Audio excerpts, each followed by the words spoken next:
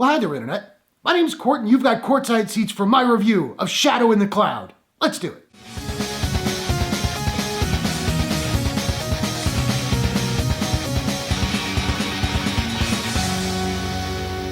Shadow in the Cloud is an action horror war movie from director Roseanne Liang and Endeavour content. The film stars Chloe Grace Moretz, Nick Robinson, Callan Mulvey, Taylor John Smith, Beulah Koale, Joe Witkowski, Byron Coll, and Benedict Wall. A female World War II pilot traveling with top secret documents on a B-17 flying fortress encounters an evil presence on board the flight. So welcome back to my ongoing Toronto International Film Festival 2020 coverage. I put up the first one yesterday, which was a movie called Nomadland. You can check that out on my channel now, and I'll be covering a few more in the coming days. But today we're talking about Shadow in the Cloud. Now, as there is no trailer yet available for this movie, I went in totally blind, having no idea what I was in for.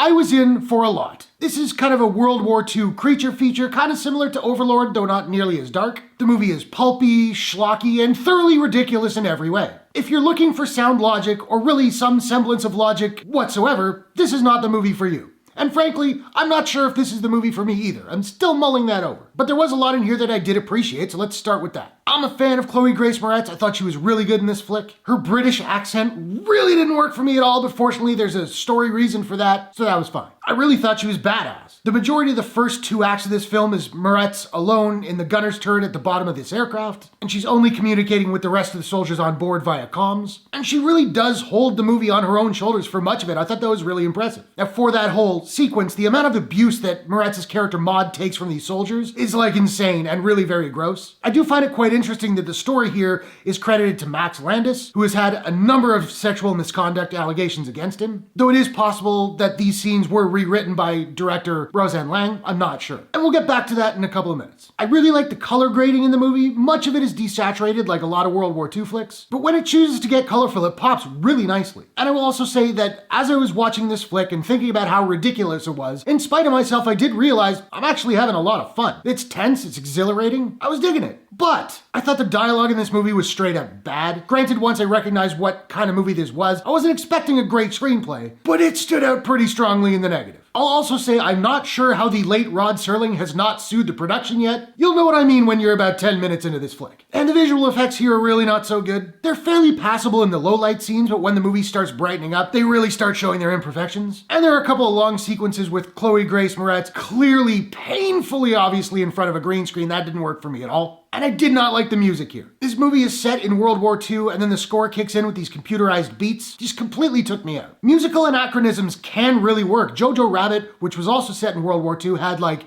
the Monkees and Tom Waits and Bowie, and it totally worked. It worked really well for me. Not so much here. And there were a number of moments where I laughed out loud. I am not sure if those were intentional or unintentional, but I was laughing. Finally, and I alluded to this earlier, this movie has a very strong and clear anti-sexism message, a message I can get behind. But I did find that when the movie started getting really goofy, it diluted that message, even did a disservice to it, at least from my perspective, particularly with a hand-to-hand combat scene involving Chloe Grace Moretz, which was so silly and so over the top, I was rolling my eyes. Overall, I don't think I would say that this is a good movie, but for all its faults, I did have a really good time watching it, so I don't know, maybe it is. Now, I don't have a proprietary rating system as of yet, so I'm just trying to figure out what I'm going to give Shadow in the Cloud. And I think I'm going to give Shadow in the Cloud a... Isms, in my opinion, are not good. Out of 10. So now I want to know, are you looking forward to Shadow in the Cloud? What is your favorite sort of World War II monster movie crossover? Because there are a bunch of them now. Whatever your thoughts, hit the comments below. Let's discuss. If you enjoyed this review, please smash that like button and give it a share if you really enjoyed it. And hey, why not take a second, do me a favor, click subscribe and ring that bell to subscribe to my channel for more movie reviews,